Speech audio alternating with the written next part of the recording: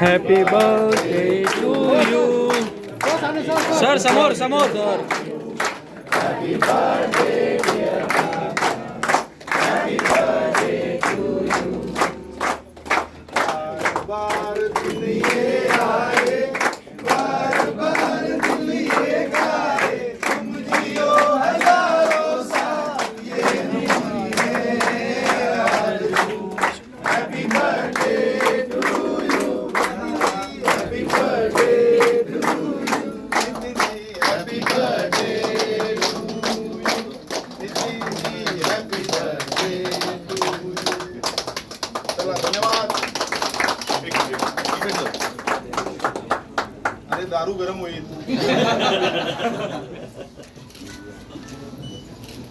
Thank you.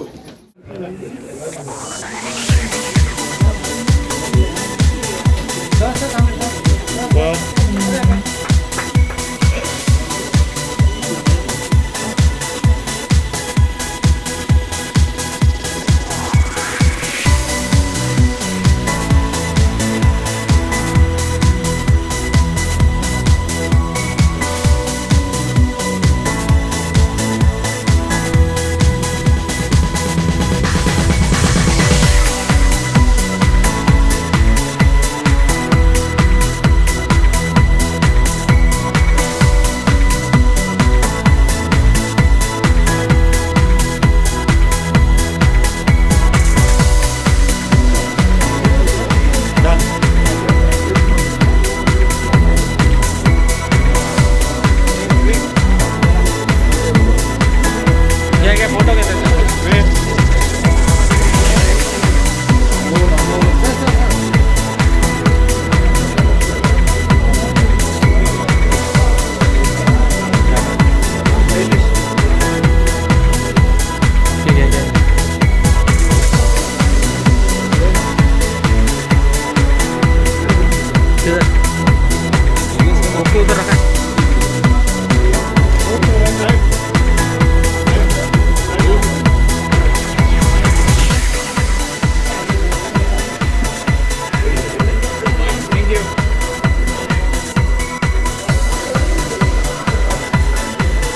एक कल्पना जेव्हा आमच्या मनात आली तेव्हा तो कसा बनवायचा, खूप लोकांशी आम्ही बोललो. म्हणजे ते आम्ही इन्स्पायरेशन कुठून घेतलं तर सचिन तेंडुलकरची डॉक्युमेंटरी आपण पण पाहिली असेल, तर तशी नितीनजींची डॉक्युमेंटरी असावी अशी एक कल्पना आमच्या मनामध्ये आली. ते जे काम करतायत ते काम लोकांपर्यंत समाज माध्यमातून पोहोचतं. सोशल मीडियामध्ये ते खूप पॉप्युलर आहेत. जवळपास 18 मिलियन फॉलोअर्स आहेत त्यांचे. म्हणजे एखाद्या राज्याच्या किंवा राष्ट्राच्या नेत्यापेक्षाही अधिक इतके त्यांचे फॉलोअर्स आहेत. पण ते फॉलोअर्स इतके वाढले की नंतर त्यांचं फेसबुक अकाउंट जे आहे ते ब्लॉक करण्यात आलं. म्हणजे अनेक लोकांना असा प्रश्न पडला की अरे एकदम काय झालं. मग त्याच्यावरची आम्ही जेव्हा माहिती काढली तेव्हा लक्षात आलं की त्यांची लोकप्रियता इतकी वाढत होती की ती कमी करण्यासाठी ते करण्यात आलं. पण ते राजकारण चालत असतं. राजकीय माणसाला नेहमी राजकारणाचाच बळी पडावं लागतं. तर त्याचं नितीनजी एक उदाहरण आहे. तर सिनेमा जेव्हा आम्ही एडिट करायला सुरुवात, 450 व्हिडिओज आम्ही पाहिले त्यांचे. नितीनजींची पूर्ण टीम, आम्ही सगळे बसून ते बारकाईने बघत होतो. त्याचं काय करायचं हे आम्हाला कळत नव्हतं. म्हणजे ते कंपायलेशन करताना सुद्धा खूप त्याच्यामध्ये त्रास झाला. सगळ्यांना जय महाराष्ट्र. खरं सांगायचं झालं तर माझं प्रेरणास्थान, कारण माझे मार्गदर्शक त्यांनी हा सर्व खटाटोप केला आणि सर्वसामान्य लोकांना यातनं बरंच काही शिकायला मिळावं. आणि एक पब्लिक अलर्ट म्हणून ज्यावेळी गोरगरीब जनतेवर अन्याय होतो अशा वेळी बाळासाहेबांचा शिवसैनिक काय करू शकतो हे सर्व महाराष्ट्राला आणि जगाला माहिती व्हावं म्हणून माझे जे सर्व जे मार्गदर्शक आहेत त्यांनी, हर्षदजी प्रधान साहेब, त्यांनी हा विचार केला की हा लोकांपर्यंत पोहोचला पाहिजे. फेसबुक हा आता एक जरिया आहेच. त्याच्या माध्यमातून मी लोकांपर्यंत पोहोचतो. अन्यायाच्या विरोधात जे मी लढत असतो ते मी करतो. पण त्याला कुठचा तरी एका प्लॅटफॉर्मवर आणून अजून जास्त लोकांपर्यंत तो कसा पोहोचवता येईल यासाठी त्यांनी मेहनत केली. स्वतः ते या डॉक्युमेंटरीचे प्रोड्युसर आहेत.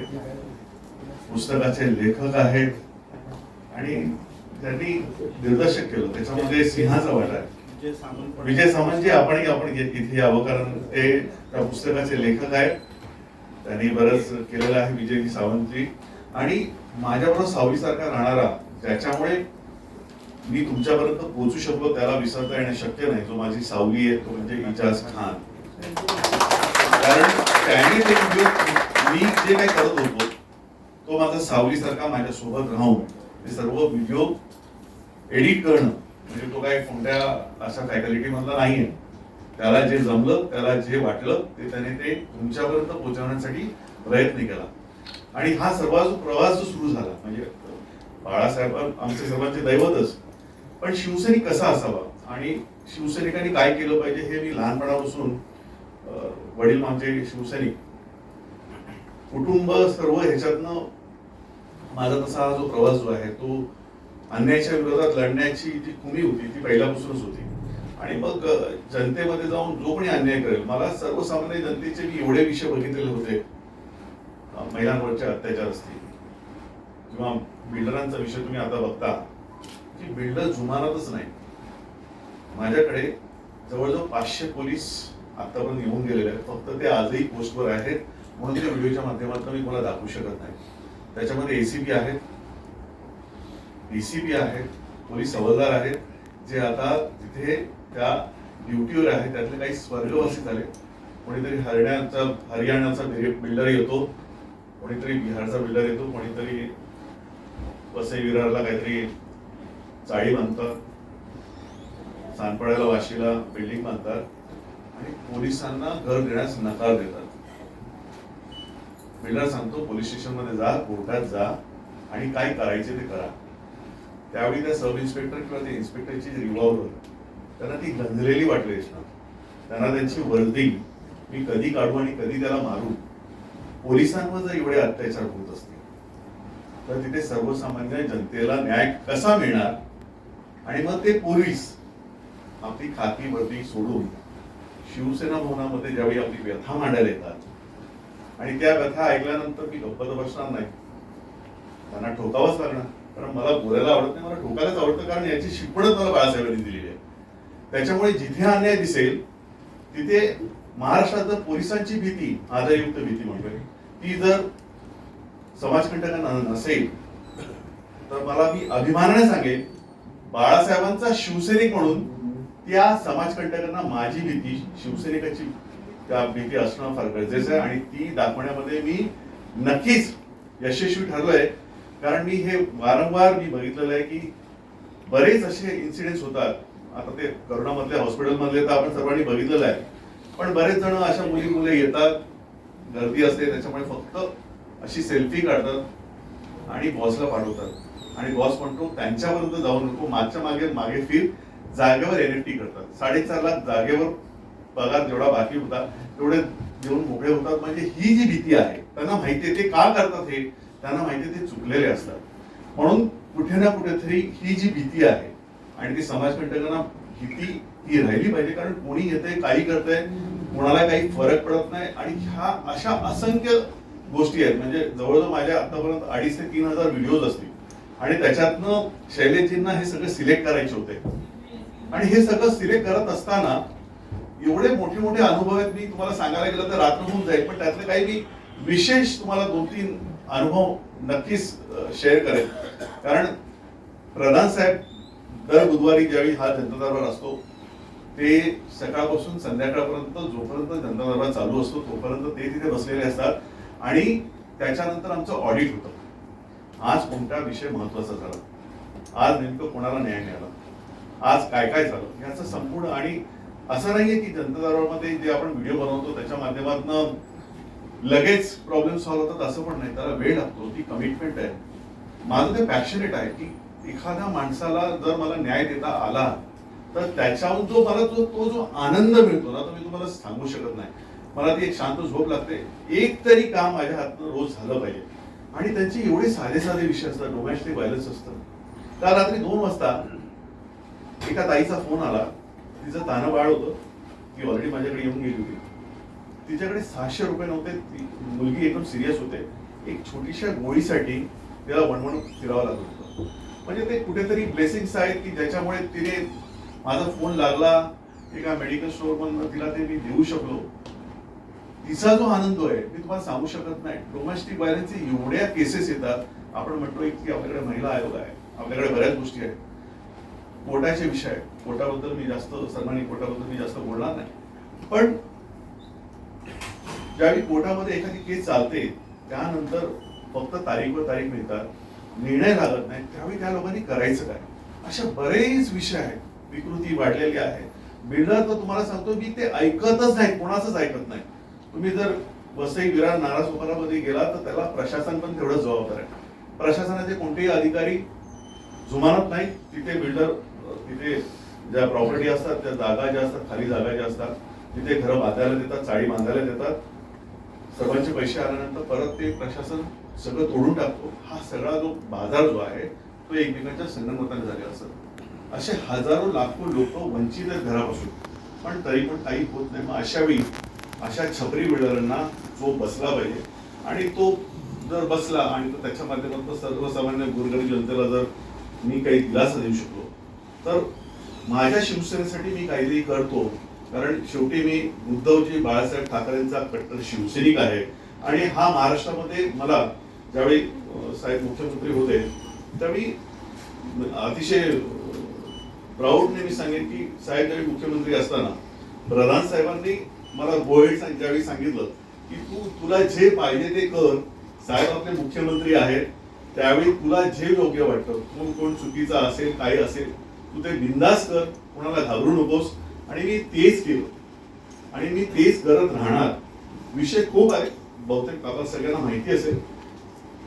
अशा अनेक विषयांमध्ये मला स्वतःला एक सवय लागली की नाही, मी त्या खोलामध्ये गेलो, सगळ्या गोष्टी मी करत गेलो. आणि निर्णय ज्यावेळी एक तुम्हाला एक चस्का लागतो की कोणतंही एखादं काम केल्यानंतर त्याच्या आतमध्ये खोलामध्ये मुळामध्ये जाऊन तुम्ही ते नेमका प्रॉब्लेम कशामध्ये का कशामुळे या गोष्टी घडतायत त्या करण्यामध्ये मला जास्त आनंद मिळायला लागला. आणि ज्यावेळी लोकांची कामं झाली त्याचा आनंद आणि ह्या सगळ्यांची जी मेहनत आहे त्याच्यामुळे तो लोकांपर्यंत मेसेज मिळाला. किती लोकांना माहिती आहे की आजपर्यंत रिक्षा टॅक्सीमध्ये अशा पद्धतीने मीटर फास्ट असायचं. मीटर तर फास्ट होत आहे, पण ते कशामुळे होत आहे, त्याला घोडा मीटर कसं काय लागतंय, त्याला ती चिप कधी आजपर्यंत कधी ओळखली का नाही, असे असंख्य विषय जे मी लोकांपर्यंत पोहोचवले. तुम्हाला या डॉक्युमेंटरीमध्ये बहुतेक माझी मारझोड ही जास्त दिसली असेल, पण त्या मारझोड्याच्या पलीकडे जाऊन ज्यावेळी आज अजून एक इन्सिडेंट सांगतो. एक अशीच पुरणपोळी घरोघरी विकणारी आई माझ्याकडे आली आणि म्हणाली की माझा मुलगा मला खर्च करायला पैसे देत नाही. आणि मग तिने फक्त सांगितलं की मी जनता दरबारमध्ये जाणार आहे. तो 15 दिवस घराच्या बाहेर होता, तापाने फणफणला होता की हे ऐकून की मी आता करू काय, जनता दरबारात गेली तर करायचं काय. आणि तो स्वतःहून आईबरोबर आला, पगार घेऊन आईकडे, आईच्या चरणी ठेवले, सांगितलं की मी यापुढे देईन. मग तो तिथे दाखवायला आला. हा जो आनंद मला मिळतो की कुठेतरी आज लोकांमध्ये ती जी भीती आहे, सगळ्यांना असं कळतंय की इथे गेल्यानंतर न्याय मिळणार. आणि माता भगिनींमध्ये जो विश्वास निर्माण झालेला आहे तो एवढा प्रचंड आहे. आणि हे सर्व गोष्टी करताना जे मला फ्रीडम मिळालं आहे ते प्रधान साहेबांचा आशीर्वाद आहे, सगळ्यांची मेहनत आहे. आज कारण आजच्या या संपूर्ण राजकारणामध्ये प्रत्येक जण एकमेकांचे पाय खेचण्यासाठी जन्माला आलेले आहेत. राजकारणामध्ये या गोष्टी होतात, पण हर्षलजी प्रधान साहेब एक अशी व्यक्ती आहेत की जे समोरच्याला पुढे नेतात, एकमेकांबरोबर चालायला देतात. कारण आणि त्यांची ती रोखटोक जी भूमिका आहे ती मला प्रचंड आवडते. मी बघितलं असेल याच्यामध्ये बरेच वेगळे शॉर्ट्स आहेत, वेगवेगळे विषय आहेत. ते विषय एकत्र आणणं हे मोठं एक चॅलेंज होतं याच्यामध्ये. कारण आपण जेव्हा फिल्म बघतो तेव्हा आपल्याला ते असे तुकड्यामध्ये वाटले नाही पाहिजे, याला एक असं कंटिन्युएशन एक मिळालं पाहिजे. ते एक मोठं चॅलेंज होतं माझ्यासाठी. आणि एक मुख्य म्हणजे काय, त्यामध्ये रेडीमेड जे फुटेज आहे त्यातच मला फिल्म बनवायची होती. जास्ती शूट करता येत नव्हतं, त्यामुळे जे आहे त्यामधूनच काय ते बेस्ट करायचं होतं. आणि मुख्य कारण हे असं की याच्यामध्ये की इव्हन प्रधान साहेबांनी पण मला खूप सपोर्ट केला. तरी कुठल्या बाबतीत मला असं की तू हेच कर तेच कर असं काहीच त्यांनी मला कंपल्शन केलं नाही. त्यांनी पूर्ण माझ्यावरती विश्वास सोडला. की तुला जे योग्य वाटतं ते तू कर. तुला म्हणजे इव्हन नांदगाव साहेबांनी पण मला सुरुवातीला वाटलं होतं की त्यांच्यावर आता आपण शूट करायचं कसं, म्हणजे त्यांचे बरेच व्हिडिओ बघितले होते मी आधी, पण जसं त्यांचे मी एक एक काम करत गेलो त्या फिल्मवरती तेव्हा माझा म्हणजे इंटरेस्ट वाढत गेला त्याच्या बाबतीत. आणि नंतर लकीली म्हणजे आय एम व्हेरी हॅपी केला, म्हणजे अजून बरेच अवॉर्ड मिळाले, अजून फिल्म अवॉर्डमध्ये आहे आणि आम्ही बरेच अवॉर्ड एक्सपेक्ट करतोय अजून. मी त्याला भर चौकात तुम्ही यकीन नाही करणार एवढी भयंकर मी शिक्षा दिली असती की उभ्या आयुष्यामध्ये जगामध्ये असं कोणी कृत्य करू शकलं नसतं. आणि त्याचा मी एक छोटासा इन्सिडेन्स, माटुंगाचा जो त्याने मुलींना स्पर्श केला होता, तुम्ही इमॅजिन नाही करू शकणार मी 2 दिवस त्याला काय काय केलं होतं. फक्त त्याचा एक छोटासा पार्ट दाखवला. पण जे आता त्याच्यावर जे पॉलिटिक्स चालू आहे त्याच्या व्यतिरिक्त जो गुन्हेगार आहे त्याला अशी शिक्षा मिळाली पाहिजे की माणूस झोपेमध्ये मेलेला माणूस पण परत पुन्हा असं कधी कृत्य करू शकणार नाही. एवढं कडकातलं कडक शासन पब्लिकच्या हवाली केलं पाहिजे. भर चौकात त्याला थोडं थोडं रोज मरण दिलं गेलं पाहिजे. आणि जर माझ्या हातात जर ते सिस्टम असतं तर प्रत्येक बहिणीने प्राऊड फील केलं असतं, अशी मी त्याला शिक्षा दिली असते. मी त्यावेळी कायदा सुव्यवस्था हा नंतरचा विषय झाला. जागेवर त्यांना ती शिक्षा अशी दिली पाहिजे की प्रत्येक महिलेला पुन्हा उभ्या आयुष्यात जो कोणी असा कृत्य करेल तो 100 नाही 1000 वेळा लाख वेळा विचार करेल की मी उभ्या आयुष्यात असं कधी केलं नाही पाहिजे. आणखीन एक व्हॉट्सअपवर चालत होतं, आम्हाला कोणी कॅन्डल पकडायला शिकवलं. आम्हाला कोणी हे प्रकारे कॅन्डल पकडायला, ज्या पूर्वीच्या महिला होत्या त्या मर्दानी होत्या तेव्हा शस्त्र होतं, तर कॅन्डलच्या वेळी शस्त्र पकडायला पाहिजे ती आता जी आहे म्हणजे गरज आहे, त्याबद्दल तुम्ही काय बोला? सिस्टमचं फेलियर आहे. कॅन्डल पकडायला लागणं ही सिस्टमचं फेलियर आहे. जर सिस्टम जर मजबूत असतं, सरकार कोणतंही असू दे, कडक शासन सरकार कोणतं जरी असलं तरी जो असे कृत्य करतो अशा विकृताला किंवा ह्यांच्या हा जो बलात्कार हा अतिशय एवढा भयानक प्रकार आहे आणि ज्या पद्धतीने त्याच्या न्यूज ज्या चाललेल्या आहेत त्याच्यानंतर त्याला माफी मिळालीच नाही पाहिजे. कॅन्डल जर कोणाकडे येत असेल तर ती सरकारची जबाबदारी आहे आणि ती पार पाडली पाहिजे. माझा एक प्रश्न आहे की हे सगळं करताना तुम्हाला गँगस्टरची धमकी आली का, थोडं राजकीय दबाव आला? कोणते गँगस्टर? मी जुमानत नाही कोणाला. राजकीय दबाव आम्ही लेट गो करतो. माझ्या पक्षाकडनं तर कधीच नाही. उद्धव साहेबांनी कधीच तो असा कोणताच प्रकार झाला नाही. आदरणीय उद्धव साहेब नेहमी पाठीशी राहिले आणि सर्वात महत्वाचं म्हणजे माझं बॅकबोन खंबीरपणे निस्वार्थी भावनेने जर कोण माझ्या पाठी खंबीरपणे उभे असतील तर हर्षलजी प्रधान साहेब आहेत इथे. मी अगदी फॅक्ट सांगतोय. आणि इवन आदरणीय शिवसेना पक्षप्रमुख ज्यावेळी आदरणीय उद्धवजी साहेब ज्यावेळी मुख्यमंत्री होते त्यावेळी मी बरेच विषय हाताळले आणि त्यांनी मला गोहेड दिलं होतं. कधी त्यांनी मला थांबवलं नाही. कारण याची शिकवणच मुळे मला बाळासाहेबांचा शिवसैनिक म्हणून ज्यावेळी मी शिवसेना भवनामध्ये ह्या सगळ्या विषयी जनता दरबार घेतो तर त्यांचे आशीर्वाद आहे, आदित्य साहेबांचे मार्गदर्शन आहे, संपूर्ण कुटुंब माझ्या पाठीशी आहे आणि या भावनेमुळे मी शिवसेना भवनात जनता दरबार घेतो आणि हे विषय मार्गी लावतो. तर नितीनजी म्हणाले, साहेब काय झालं, काही काही काम आहे का, काही झालंय का? म्हणजे नाही, तू मला भेटायला ये. तर ते गेले, त्यांच्या टीम बरोबर गेले, हनीबाई वगैरे सगळे होते. आणि त्यांनी त्यावेळेचे चीफ सेक्रेटरी जे होते अजय मेहता त्यांना बोलावून घेतलं विशेषतः. आणि त्या वर्षाच्या त्यांच्या केबिनमध्ये ते बसले होते मुख्यमंत्री कार्यालयात आणि त्यांनी ओळख करून दिली की आप इनको पहचानते हो क्या? तर ते अजय मेहता असे बघायला लागले एकदम. हाँ वो सोशल मीडिया पे, हाँ ये वही है, ये मेरा वो शिवसैनिक है जो आज भी लोगों को उसी तरह से पीटता है और मुझे इसके काम की हमेशा बहुत प्रशंसा करनी पड़ती है और कभी कभी तो इसको रोकना भी पड़ता है कि भाई अभी जाने दो. म्हणजे एवढं कौतुक त्यांनी आवर्जून पाठ थोपटली केलं. त्यामुळे नितीनजींचं काम हे सगळ्यांनाच एक इन्स्पिरेशन असतं. त्यांची कॉपी करायला पण खूप लोक प्रयत्न करतात पण ते त्यांना जमत नाही. आणि लोक जे आहेत जे त्यांच्या समस्या कुठे सुटल्या जातील, कुठे सोडवल्या जातील, तर ते नितीनजींकडे हे माहिती असल्यामुळे त्यांच्याकडे. सर तुम्ही टू महाराष्ट्र, आता हे जो तुम्ही डॉक्युमेंटरी बनवलं, मला वाटतं ज्या पद्धतीने साहेब आहेत ते खूप छोटं मला वाटलं, काही खूप छोटी माहिती झाली. तर तुम्ही रॉबिनहूड जो पिक्चर बनवताय, why don't make a movie on? नाही, आम्ही प्रयत्न करतोय. बघा कसं आहे की आम्ही जनता दरबार जेव्हा आम्ही आमच्या मनामध्ये आली तेव्हा मी जसं मगाशी म्हणालो की सचिन तेंडुलकरची जशी डॉक्युमेंटरी झाली तशी ही डॉक्युमेंटरी आम्ही तयार केली. मूळ ह्याची कॉन्सेप्ट जी आमच्या मनात आली होती ती जनता गॅरेज नावाचा एक सिनेमा आला होता. तो सिनेमा आम्ही बघितल्यावर मला असं वाटलं की अरे नितीन तर हे प्रत्यक्षात करतोय, म्हणजे ते सिनेमॅटिक होतं. त्याच्यामध्ये हिरो असतो, हिरोईन असते, मग जो हिरो थोडासा म्हातारा होतो, मग नवीन हिरो येतो, एक हिरोईन येते. तर ते सगळं म्हटलं ते जे करत होते की गॅरेजमध्ये लोकांचे प्रश्न सोडवणं, आणि मग त्याला ते फिल्मी तो टच दिला होता. पण आम्ही हे रोज दर आठवड्याला आम्ही हे अनुभवतोय की लोकांच्या समस्या इकडे सोडवल्या जातात, आणि तुम्ही विचार करा की त्यांच्याकडे असलेली निगेटिव्हिटी जी आहे ती सगळी निगेटिव्हिटी हे यांच्या समोर येऊन त्यांना प्रेझेंट करतात एका प्रकारे. ती निगेटिव्हिटी अंगावर घेणं, त्यांच्यासाठी लढणं. कोण कोणासाठी लढत असतात? तुम्हाला जर कोणी धोका दिला तर पोलीस म्हटलं आमचा काय संबंध? नवरा बायकोच्या भांडणामध्ये जर पोलीस स्टेशनमध्ये तुम्ही गेलात तर तुम्हाला सांगतात तुमचे प्रश्न तुम्ही मिटवा, इकडे येऊ नका. कुठे जाणार हे लोक? आणि ह्या समस्या घेऊन जेव्हा लोक त्यांच्याकडे येतात तेव्हा त्या समस्या आपल्या आहेत, ह्या आपल्या कुटुंबाचा भाग आहे असं समजून त्या समस्या हे सोडवतात. ही छोटी गोष्ट नाहीये. ह्याच्यावर सिनेमा डेफिनेटली आमची इच्छा आहे की ह्याच्यावर सिनेमा आम्ही जरूर प्रयत्न करू. डॉक्युमेंटरीला आम्ही एक डॉक्युमेंटरी काय काढली, आम्हाला 18 पारितोषिक मिळाले.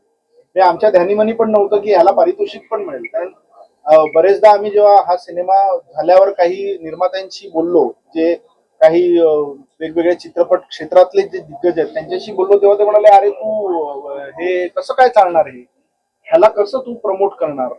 म्हटलं मी तर सत्य परिस्थिती दाखवतो, मी जे दाखवलं ते सत्य आहे आणि हे आजही होतं आहे. नाही नाही म्हणे बघ ह्याच्यामध्ये प्रॉब्लेम्स येऊ शकतात. म्हटलं प्रॉब्लेम्स हे तर आमच्या आयुष्याला पुजलेलंच आहे, त्यामध्ये आम्ही काय प्रॉब्लेम्स ना घाबरत नाही. त्याच्यामुळे निश्चितपणे पुढे जाऊन नितीन जे करतो आहे त्याच्यामध्ये नितीनजींचं 70 mm वर सिनेमा व्हावा अशी आमची इच्छा आहे आणि लवकरच आम्ही ती पूर्ण करू. उद्या जर सिनेमा आला तर नितीनजीचा रोल कोण मॉडेल कोण रोल? नाही तेच मी म्हणतोय, नितीनजी स्वतःच त्यांचा रोल करतील. आता त्या वहिनींना विचारा हिरोईन कोण असेल. मला एक प्रश्न होता, वेगळा आहे. सगळ्या गोष्टी बाकीच्या गोष्टी झाल्या, परंतु तुमचा लुक जो आहे तो खूप युनिक आहे आणि दाढी एस्पेशली, दाढीची वगैरे काळजी कशी घेता आणि लुक बद्दल काय सांगता? नाही असं काही विशेष अशी मी काळजी घेत नाही, पण थोडा आम्ही स्पिरिच्युअल मध्ये बिलीव्ह करतो आणि मला असं वाटतं की कुठे ना कुठेतरी आपल्याला ब्लेसिंग्स आहेत आणि हा दाढी म्हणजे मला एक वेगळी ऊर्जा मिळते.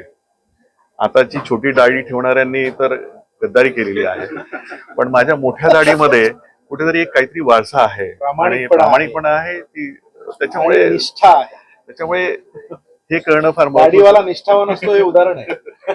लोकांचे प्रश्न सोडवता स्वतःच्या घरातील कसे प्रश्न सोडवता? नाही घरात नाही, कसं असतं की घरात होम मिनिस्टर एकच असतो, तिथे आपण बोलायचं नसतं, तिथे आपण फक्त ऐकायचं असतं. ते जर आपण ऐकलं की मग बाहेर तुम्हाला जाता येतं, ते मी करतो. सर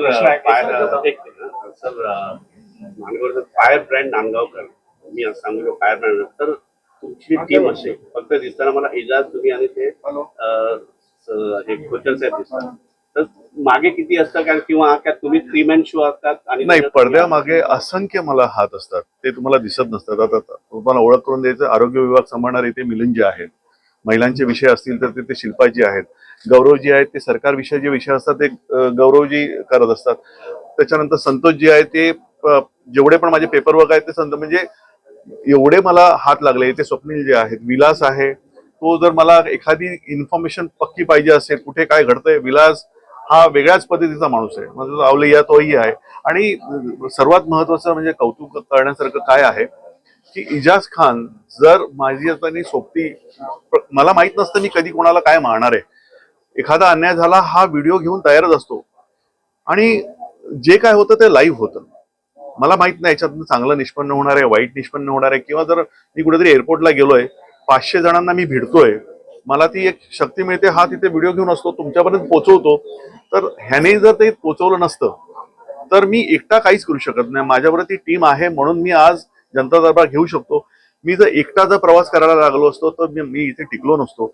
मला असंख्य लाखो माझे सोबती जे आहेत ते आहेतच आहेत, पण सर्वसामान्य जनतेचे जे ब्लेसिंग्स आहेत, त्यांचे जे अदृश्य जे मला आशीर्वाद आहेत, त्याच्यामुळे मी हा जनता दरबार आज घेऊ शकतोय. तुम्ही एका सर राजकीय पक्षात काम करताय आणि असं बघायला मिळालेलं आहे की एखाद्या लहान कार्यकर्त्याची लोकप्रियता जास्त वाढली तर वरच्या फळीतल्या नेत्यांची असुरक्षितता वाढते. तर आता तुम्ही शिवसेनेत काम करताना तुमचा अनुभव कसा आहे? नाही, शिवसेना हा एक महासागर आहे आणि महासागरामध्ये ज्यावेळी तुम्ही एकदा उडी मारता समुद्रामध्ये तुम्हाला पट्ट्याचं पोहणारा व्हावं लागतं.